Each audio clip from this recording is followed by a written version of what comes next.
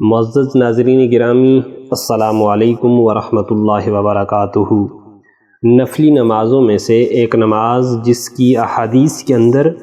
بہت زیادہ فضیلت بیان کی گئی ہے وہ نماز چاشت ہے۔ سورج اچھی طرح بلند ہو جانے کے بعد جو نفل نماز پڑھی جاتی ہے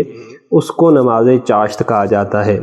اور اس کا وقت آفتاب کے بلند ہونے سے لے کر زوال آفتاب سے پہلے تک ہوتا ہے،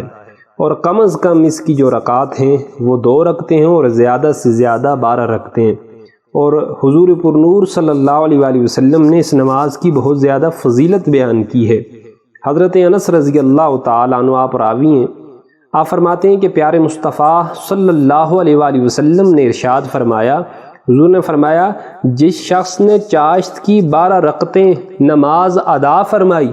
تو اللہ رب العزت ایسے بندے کے لیے جنت میں سونے کا ایک محل تعمیر فرماتے ہیں، یعنی اتنی بڑی اس نماز کے پڑھنے کی فضیلت ہے۔ اور دوسری حدیث طیبہ جو حضرت ابو ہریرہ رضی اللہ تعالیٰ عنہ سے مروی ہے،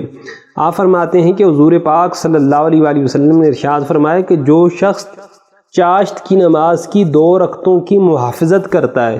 مراد کیا، یعنی ہمیشہ ان 2 رکعت کو وہ ادا کرتا رہتا ہے، تو حضور فرماتے ہیں کہ اس بندے کے گناہ بخش دیے جاتے ہیں اگرچہ سمندر کی جاگ جتنے بھی ہوں۔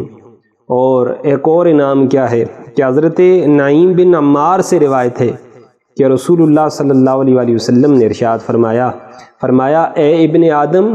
شروع دن میں تو میرے لیے چاشت کی 4 رکعتیں ادا کر لے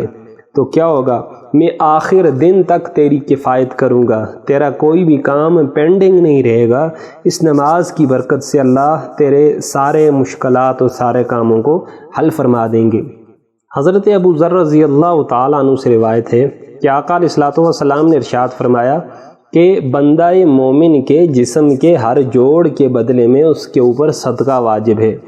اور آپ کو پتہ ہے کہ بندہ مومن کے ہر انسان کے جسم کے 360 جوڑ ہیں، تو حضور فرماتے ہیں کہ ہر تسبیح صدقہ ہے، اللہ رب العزت کی حمد صدقہ ہے، لا الہ الا اللہ یہ پڑھنا صدقہ ہے،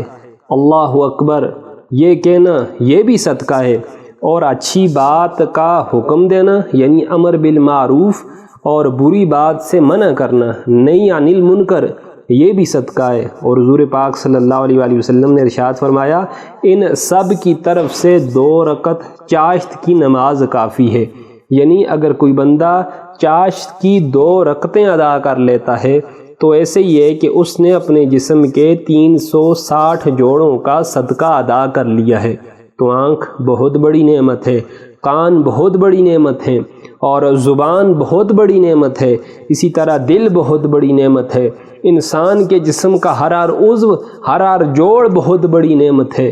اگر ہم چاہتے ہیں کہ ہم ان کا صدقہ روز ادا کریں تو زیادہ پیسے لگانے کی ضرورت نہیں ہے، صرف اور صرف 2 چاشت کی رکعتیں ادا کر لیں، ان جسموں کے سارے اعضاء کا، سارے جوڑوں کا صدقہ خود بخود ادا ہو جائے گا۔ اللہ کی بارگاہ میں دعا ہے اللہ تعالی عمل کرنے کی توفیق عطا فرمائے۔ وما علینا الا البلاغ المبین۔